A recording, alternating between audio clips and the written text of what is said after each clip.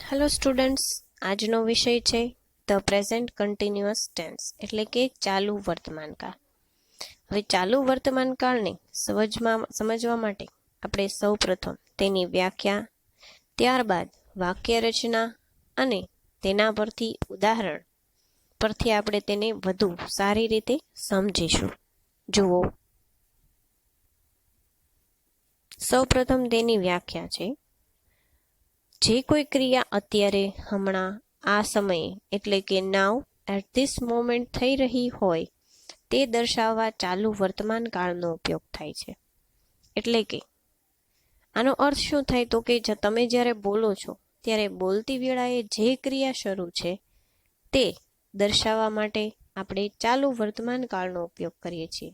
એટલે કે ચાલુ ક્રિયા જે હાલમાં આ સમયે શરૂ છે તે ક્રિયા છે કયા કાળમાં આવે છે તો કે ચાલુ વર્તમાન કાળમાં. ત્યારબાદ સૌપ્રથમ પહેલા આપણે ઉદાહરણ જોઈએ, ત્યારબાદ આપણે તેની વાક્ય રચના જોશું. અહીં આપેલું ઉદાહરણ છે પહેલું: રાહુલ ઇઝ પ્લેઇંગ ક્રિકેટ નાવ. હવે જુઓ, અહીંયા તમને નાવ શબ્દ છે એ કૌંસમાં આપેલો. શું કામ આપ્યો છે? કારણ કે ઘણા વાક્યમાં તે તમને આપ્યો પણ હશે અને ન પણ આપ્યો હોય. તો તમારે ચાલુ વર્તમાન કાળ છે તેને કેવી રીતે ઓળખશો? તો અહીં તમને પહેલા વાક્યમાં જુઓ, ઇઝ પ્લેઇંગ આપ્યું છે. તો એમિઝાર વત્તા આઈએનજી વાળું ક્રિયાપદનું રૂપ જે વાક્યમાં આપ્યું હોય તે વાક્ય હંમેશા ચાલુ વર્તમાન કાળ છે તે દર્શાવે છે. ત્યારબાદ બીજું ઉદાહરણ છે તે જુઓ, the sun is rising above the hill. સૂર્ય ટેકરી ઉપરથી ઉગી રહ્યો છે. તો અહીં ઉદાહરણમાં તમે જોઈ શકો છો કે ઇઝ રાઇઝિંગ આપ્યું છે, એટલે કે એમિઝારમાંથી ઇઝ અને રાઇઝિંગ એટલે કે રાઇઝની પાછળ આઈએનજી લાગેલું છે. એટલે કે ઇઝ વત્તા આઈએનજી વાળું ક્રિયાપદનું રૂપ આપ્યું છે. ત્યારબાદ ત્રીજું ઉદાહરણ, ધે આર રનિંગ ફાસ્ટ. તેઓ ઝડપથી દોડી રહ્યા છે. એટલે કે એની દોડવાની ક્રિયા છે હાલમાં શરૂ છે. આર રનિંગ, આર છે એ એમિઝારમાંનું એક છે અને રનની પાછળ આઈએનજી પ્રત્યે લાગેલું છે એટલે કે રનિંગ. હવે અહીં તમને ત્રણ ઉદાહરણ આપ્યા છે. એમાં ક્રિયા છે તે હાલમાં શરૂ છે તેવું દર્શાવે છે. જો રાહુલ ક્રિકેટ રમી રહ્યો છે એટલે કે એની રમવાની ક્રિયા છે એ હાલમાં શરૂ છે. સૂર્ય ટેકરી ઉપરથી ઉગી રહ્યો છે એટલે કે ઉગવાની ક્રિયા હાલમાં શરૂ છે. ત્યારબાદ ત્રીજું ઉદાહરણ, તેઓ ઝડપથી દોડી રહ્યા છે એટલે કે દોડવાની ક્રિયા છે એ ચાલુ છે અત્યારે હાલમાં. એટલે કહેવાનો મતલબ એટલો છે કે કોઈ પણ ક્રિયા હાલમાં શરૂ છે તે દર્શાવતો કાળ તો કે ચાલુ વર્તમાન કાળ. હવે જોઈએ વાક્ય રચના. અગાઉ મેં તમને કીધું કે એમિઝાર વત્તા આઈએનજી વાળું ક્રિયાપદનું રૂપ એ જ અહીં તમને આપવામાં આવ્યું છે. એમ ઇઝ આર વત્તા આઈએનજી પ્રત્યય સાથેનું વર્તમાન કૃદંત. હવે તમને પ્રશ્ન થશે કે ભાઈ વર્તમાન કૃદંત એટલે શું થાય? ભૂત કૃદંત તો જોયું છે. તો હવે કોઈ પણ ક્રિયાપદ છે એની પાછળ આઈએનજી લગાવેલું હોય તો એ વર્તમાન કૃદંત છે એવું તો સાબિત થાય જ છે. પણ એ ક્રિયા હાલમાં શરૂ છે તેવું દર્શાવતું ક્રિયાપદ, તો એને કહેવાય છે વર્તમાન કૃદંત. ત્યારબાદ નીચે ઉપરના વાક્યમાં આપણે જોયું કે ચાલુ વર્તમાન કાળની રચનામાં ટુ બી ક્રિયાપદના વર્તમાન કાળના રૂપો એમ, ઇઝ અને આર ની સાથે ક્રિયાપદના આઈએનજી પ્રત્યય સાથેના વર્તમાન કૃદંતનું રૂપ મૂકવામાં આવે છે. જે મેં તમને ઉપર સમજાવેલું છે કે ભાઈ એમિઝારની સાથે આપણે ક્રિયાપદનું આઈએનજી વાળું રૂપ છે જેને આપણે વર્તમાન કૃદંત કહીએ છીએ તે મૂકવાનું હોય છે. હવે નોંધ છે કે ભાઈ વર્તમાન કૃદંતની મદદ વિના કોઈ પણ ચાલુ કાળ રચી શકાતો નથી. એટલે કે ચાલુ કાળની અંદર વર્તમાન કૃદંત ફરજિયાત છે. તમે ચાલુ વર્તમાન કાળ લો, ચાલુ ભૂતકાળ લો કે પછી ચાલુ ભવિષ્યકાળ લો, ત્રણ કાળમાં તમારે વર્તમાન કૃદંત તો આવશે જ અને તેની વગર તે કાળ બનતો નથી. હવે અત્યારે આપણે વાક્ય રચના અને વ્યાખ્યા સમજ્યા, તો હવે તેના પરથી આપણે 3 પ્રકારના વાક્યો છે એ સમજીશું. તો તો એમાં પહેલું વાક્ય છે એફર્મેટિવ સેન્ટેન્સ, એટલે કે હકાર વાક્ય. એમાં પહેલા ઉદાહરણ જોઈએ. આઈ એમ રાઇટિંગ અ લેટર નાઉ. હું અત્યારે પત્ર લખી રહ્યો છું. એટલે કે એની લખવાની ક્રિયા અત્યારે હાલમાં શરૂ છે. આઈની સાથે એમનો ઉપયોગ કર્યો છે અને રાઇટની પાછળ આઈએનજી પ્રત્યે લગાવવામાં આવ્યો છે અને સમયદર્શક શબ્દ તરીકે નાવ આપેલું છે, જે તમે જોઈ શકો છો. ત્યારબાદ બીજું ઉદાહરણ છે Vinay is swimming in the lake. Vinay તળાવમાં તરી રહ્યો છે. તો વિનય છે એ હી શી ઇટમાંથી હી છે, ત્રીજો પુરુષ એક વચન છે, તેની સાથે ઇઝ આવે અને સ્વિમની પાછળ આઈએનજી પ્રત્યય લાગે. હવે ત્યારબાદ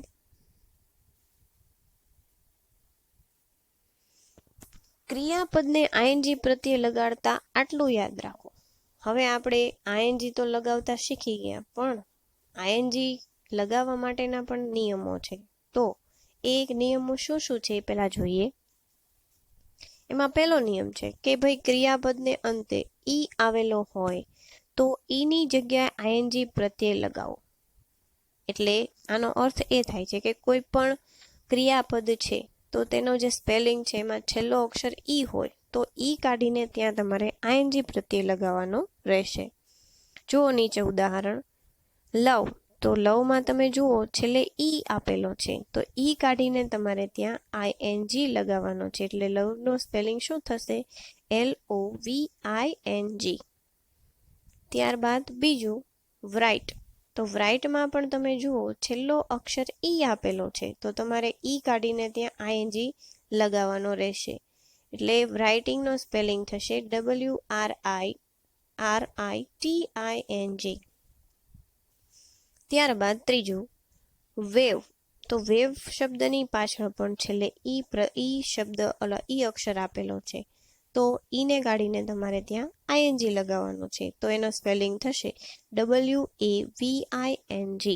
તો અહીં તમે આ પહેલો નિયમ સમજી લો કે ભાઈ કોઈ પણ ક્રિયાપદની પાછળ એટલે કે છેલ્લો અક્ષર છે એ તમારે ઈ આવતો હોય તો ઈ કાઢીને ત્યાં આઈએનજી પ્રત્યે લગાવવાનો છે.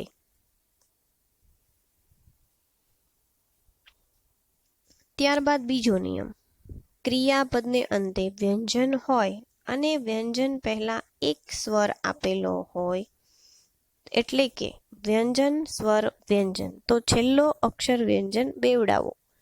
એટલે આનો અર્થ એવો થાય છે કે તમને કોઈ પણ ક્રિયાપદ આપ્યું હોય એમાં છેલ્લો અક્ષર છે એ વ્યંજન આપેલો હોય અને તેની પહેલા આવેલો અક્ષર સ્વર હોય તો છેલ્લો અક્ષર છે એને ડબલ કરવાનો અને ત્યાર પછી આઈએનજી પ્રત્યય લગાવો, જે આપણે નીચે ઉદાહરણમાં જોઈએ. પેલો છે સ્કીપ. પેલો શબ્દ છે સ્વિમ. તો સ્વિમ શબ્દમાં જુઓ તમે છેલ્લે એમ આપેલો છે કે જે વ્યંજન છે, એની પહેલા આઈ સ્વર છે તો હવે એમ છે વ્યંજન છે તો એને ડબલ કરવાનો અને ત્યાર પછી આઈએનજી પ્રત્યય લગાવવાનો.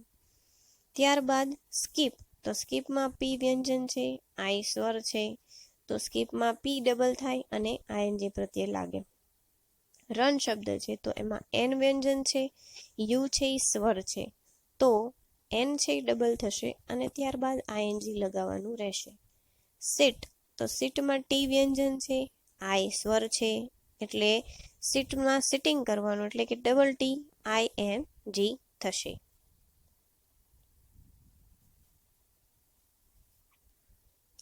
ત્યારબાદ વાક્યનો બીજો પ્રકાર છે નેગેટિવ સેન્ટેન્સ, એટલે કે નકાર વાક્યો. નકાર વાક્યમાં તમે જુઓ નીચે ઉદાહરણમાંથી ધ પેસેન્જર્સ આર શાઉટિંગ. પ્રવાસીઓ બૂમો પાડી રહ્યા છે. તો આ વાક્ય છે એ હકારનું છે તો હવે એને આપણે નકારમાં ફેરવીશું. The passengers are not shouting. પ્રવાસીઓ બૂમો પાડી રહ્યા નથી. ત્યારબાદ છે Naveen is riding a scooter. Naveen scooter ચલાવી રહ્યો છે તો એનું નકાર છે Naveen is not riding a scooter. Naveen scooter ચલાવી રહ્યો નથી. હવે ફરીવાર આપણે એક નજર નાખીએ. અહીં તમને બે ઉદાહરણ આપ્યા છે જેમાં હકારનું નકાર કરવામાં આવ્યું છે. તો હવે નકાર છે એ કેવી રીતે વાક્ય બનશે? તો કે માત્ર એમ ઇઝ આર પછી નોટ મૂકવાથી તે વાક્યનું નકાર વાક્ય બની જાય છે. આ બંને ઉદાહરણમાં તમે જુઓ, બીજું જે વાક્ય છે નકાર, the passengers are not shouting, તો એમાં આર પછી નોટ લગાવવામાં આવ્યું છે, તો એ માત્ર એક નોટથી એ વાક્ય છે એ નકાર બની જશે. ત્યારબાદ બીજા ઉદાહરણમાં Naveen is not riding a scooter, તો ઇઝ પછી નોટ આપવામાં આવ્યું છે, તો માત્ર નોટથી એ વાક્ય છે હકારમાંથી નકાર બની જશે. ત્યારબાદ તેની વાક્ય રચના, એમ ઇઝ આર વત્તા નોટ વત્તા વર્તમાન કૃદંત, એટલે કે એમ ઇઝ આર વત્તા નોટ મૂકવાનો અને ત્યારબાદ વર્તમાન કૃદંત. વર્તમાન કૃદંત બાદ તમે કર્મ પણ હોય અને અન્ય શબ્દ પણ આવી શકે. એમાં જુઓ, આર ટોકિંગ એટલે કે વાતો કરીએ છે, તો એ હકાર છે, એનું નકાર કરવામાં આવ્યું છે કે આર નોટ ટોકિંગ, વાતો કરતા નથી, એટલે કે આર પછી નોટ મૂકવાથી તે છે એ નકાર બની ગયું છે વાક્ય. ત્યારબાદ સહાયકારક ક્રિયાપદ અને વર્તમાન કૃદંત વચ્ચે નોટ આવી ગયું, તેથી વાક્ય નકારમાં ફેરવાઈ ગયું. એટલે મેં તમને અગાઉ જ કીધેલું કે હકારમાંથી નકાર વાક્ય બનાવવું ખૂબ જ સહેલું છે. એક માત્ર નોટ મૂકવાથી તે વાક્ય હકારમાંથી નકારમાં ફેરવાઈ જશે. એ જ નિયમ અહીંયા લાગુ પડે છે કે સહાયકારક ક્રિયાપદ અને વર્તમાન કૃદંતની વચ્ચે નોટ આવી ગયું છે, એટલે કે નોટ મૂકવાથી તે વાક્યનું નકાર બની જશે. આપણે શું યાદ રાખવાનું છે? તો કે એમ ઇઝ આર પછી નોટ મૂકવાથી તે વાક્યનું નકાર વાક્ય બની જાય છે. ત્યારબાદ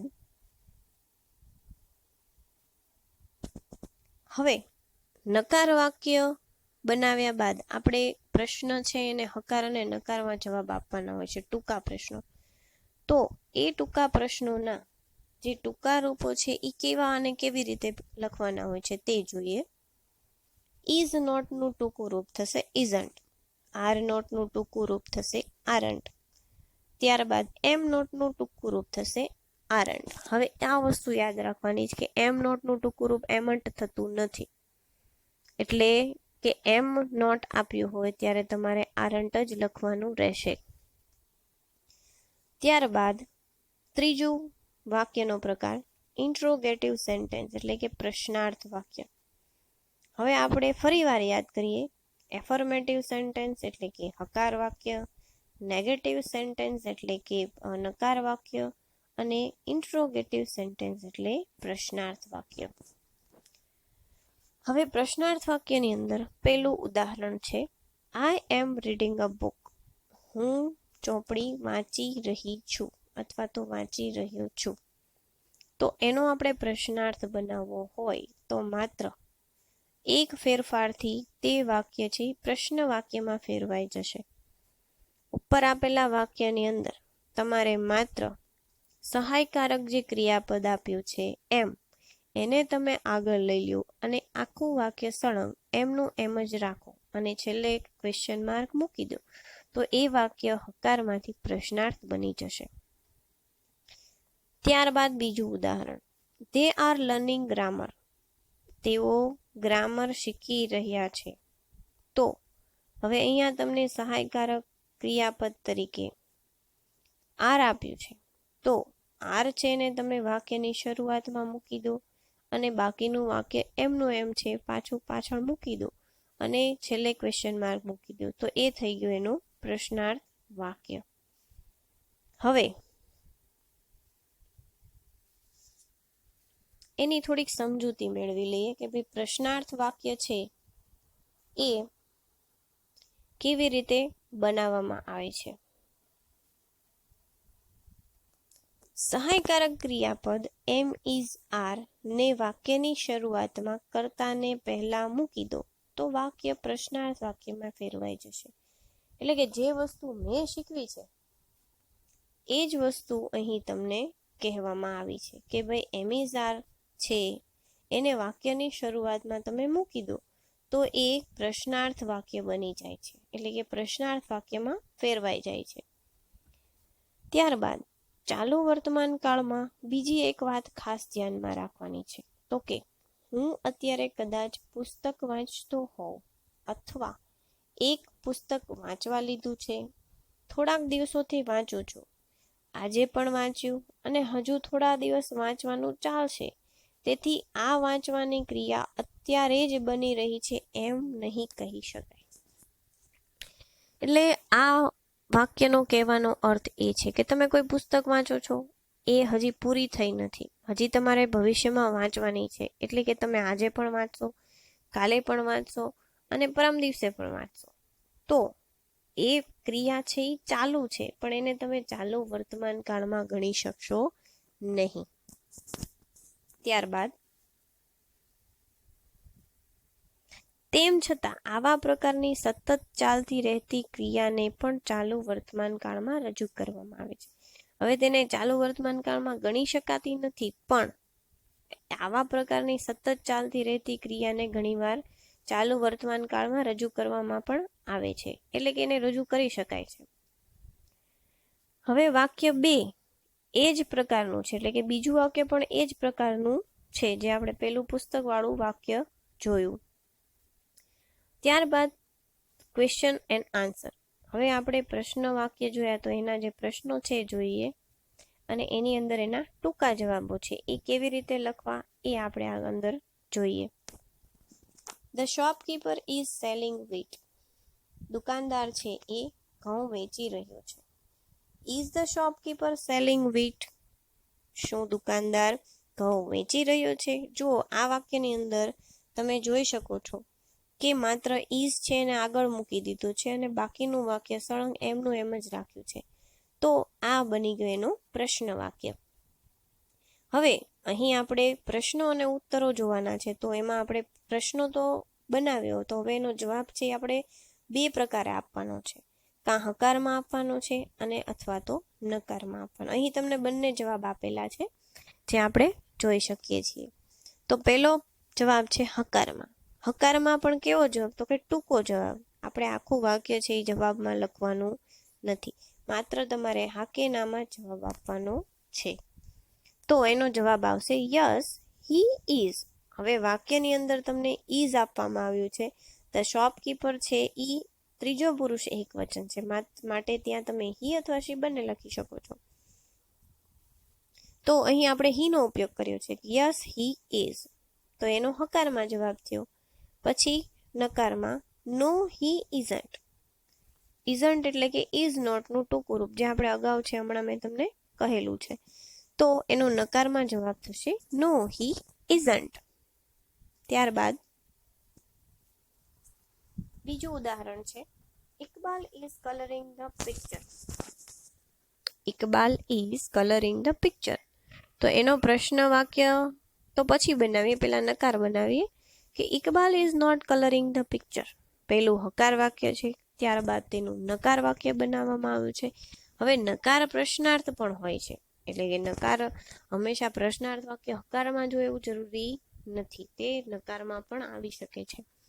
તો અહીં આપણને નકાર પ્રશ્નાર્થ પૂછ્યું છે, તો એ બનશે is Iqbal not colouring the picture. શું ઇકબાલ ચિત્રમાં રંગો પૂરી રહ્યો નથી? તો એ પણ પ્રશ્ન છે, પણ કેવો? તો કે નકાર. હવે ત્યારબાદ isn't Iqbal colouring the picture. તો હવે પ્રશ્ન પૂછ્યો, તો હવે એનો આપણે જવાબ પણ લખીશું. તો કે ઇઝ ઇકબાલ. હવે બંને પ્રકારે પ્રશ્ન પૂછ્યા છે, હકાર અને નકારમાં. તો હવે આવે છે હકારમાં પ્રશ્ન. Is Iqbal colouring the picture. શું ઇકબાલ ચિત્રની અંદર રંગ પૂરી રહ્યો છે? તો હવે આવશે યસ અને નો માં જવાબ. તો પહેલા આપણે યસમાં જવાબ જોઈએ. Yes he is. તમને વાક્યમાં ઇઝ આપ્યું છે અને ઇકબાલ છે ત્રીજો પુરુષ એકવચન, એટલે કે હી, તો અહીં આપણે હી લખશું. ત્યારબાદ છે નો હી ઇઝન્ટ, એટલે કે ના, તે નથી દોરી રહ્યો. તો એને આપણે ટૂંકા જવાબમાં જવાબ આપવાનો છે હી ઇઝન્ટ, એટલે કે ઇઝ નોટનું ટૂંકું રૂપ થશે ઇઝન્ટ.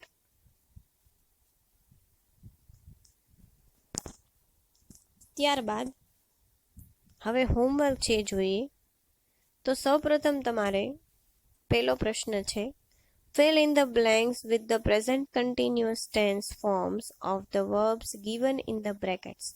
એટલે અહીં તમને 5 ખાલી જગ્યાઓ આપી છે. જેને તમારે વાંચવાની છે. ત્યારબાદ તેને કૌંસમાં આપેલા ક્રિયાપદોને ચાલુ વર્તમાન કાળમાં તમારે આ ખાલી જગ્યાઓ છે તેને પૂરવાની છે. ત્યારબાદ rewrite following paragraphs as directed, એટલે કે તમને જે નીચે આપેલો ફકરો છે એને તમારે ચાલુ વર્તમાન કાળમાં ફેરવવાનો છે. એટલે કે આપેલો ફકરો છે એ કયા કાળમાં છે એ તમારે વિચારવાનું, તેને કેવી રીતે ચાલુ વર્તમાન કાળમાં ફેરવવાનું છે એ તમે અગાઉ જે મેં સમજાવ્યું છે વિડીયોમાં એના પરથી તમારે વાક્ય છે તેને ચાલુ વર્તમાન કાળમાં ફેરવવાનું છે. ફરી એકવાર આપણે રિપીટ કરીએ કે ચાલુ વર્તમાન કાળ છે શું છે. તો સૌ પ્રથમ ચાલુ વર્તમાન કાળ એટલે કે કોઈ ક્રિયા હાલમાં આ સમયે એટ ધીસ મોમેન્ટ શરૂ હોય અથવા તો બોલતી વેળાએ કોઈ ક્રિયા શરૂ છે તો તેને આપણે ચાલુ વર્તમાન કાળમાં ગણી શકાય છે. એટલે કે તે ચાલુ વર્તમાન કાળમાં છે તેવું કહેવામાં આવે છે. ત્યારબાદ હવે વાક્ય રચના મુજબ એમિઝાર વત્તા આઈએનજી વાળું ક્રિયાપદનું રૂપ જે આપણે અહીં વાક્યમાં લેવાનું હોય છે. એટલે કે ચાલુ વર્તમાન કાળને તમે કેવી રીતે ઓળખી શકશો તો કે બે પ્રકારે ઓળખી શકાય. એક તો સમયદર્શક શબ્દથી અને બીજું કે એમિઝાર વત્તા આઈએનજી વાળું ક્રિયાપદનું રૂપ આપેલું હોય અને સમયદર્શક શબ્દ ન આપેલો હોય તો તમે તેને સરળતાથી ઓળખી શકો છો કે ભાઈ આ જે છે એ ચાલુ વર્તમાન કાળનું જ વાક્ય છે. જેની અંદર આપણે 3 પ્રકારના વાક્યો સમજ્યા: હકાર વાક્ય, નકાર વાક્ય અને પ્રશ્નાર્થ વાક્ય અને ટૂંકા પ્રશ્નો અને જવાબો. તો હકાર વાક્યની અંદર એમિઝાર વત્તા આઈએનજીનું ક્રિયાપદનું રૂપ આવશે. ત્યારબાદ નકાર વાક્ય, તો નકાર વાક્યની અંદર તમારે માત્ર એમિઝાર વત્તા નોટ વત્તા ક્રિયાપદનું આઈએનજી વાળું રૂપ મૂકવાનું છે. એટલે ટૂંકમાં કે એમિઝાર પછી નોટ મૂકવાથી તે વાક્યનું ચાલુ વર્તમાન કાળનું રૂપ બની જાય છે. એટલે કે નકાર વાક્ય બની જાય છે. ત્યારબાદ ત્રીજો પ્રકાર પ્રશ્નાર્થ વાક્ય. તો પ્રશ્નાર્થ વાક્યની અંદર માત્ર વાક્યની અંદર આપેલું એમિઝ આર છે તેને તમારે વાક્યની શરૂઆતમાં મૂકી દો અને વાક્ય એમનું એમ રાખી છેલ્લે પ્રશ્નાર્થ ચિહ્ન મૂકો તો એ હકાર કે નકાર વાક્યનું પ્રશ્નાર્થ વાક્ય બની જશે. ત્યારબાદ આપણે જોયું કે ભાઈ તેના ટૂંકા જવાબો કેવી રીતે આપવાના છે.